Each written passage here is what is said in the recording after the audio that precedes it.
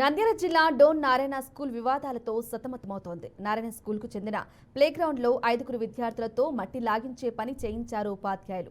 విద్యార్థులను కూలీలుగా మార్చడం విడ్డూరమని బహుజన స్టూడెంట్స్ ఫెడరేషన్ రాష్ట్ర అధ్యక్షుడు విజయభాస్కర్ అన్నారు. విద్యను బోధించవలసిన గురువులు కూలీ పనులు చేయించడం సరికాదన్నారు. సంబంధిత అధికారులు ఈ సంఘటనపై విచారణ జరిపి బాధ్యులపై చర్యలు తీసుకోవాలని ఆయన డిమాండ్ చేశారు.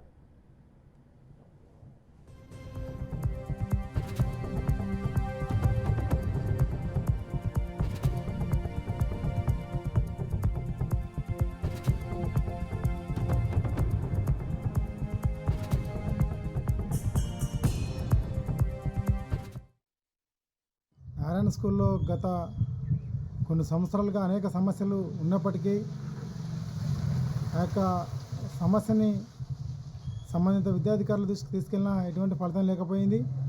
అయితే పూర్తిగా విద్యార్థులతో కూడా పలుగుపార పట్టించి పని చేయించే సమస్యకి వాళ్ళు పూనుకున్నారంటే ఎంత దారుణమో ఒకసారి ఆలోచించాలి.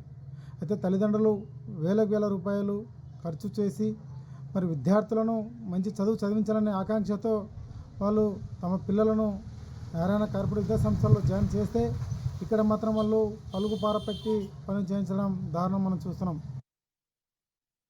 నారాయణ స్కూల్లో గత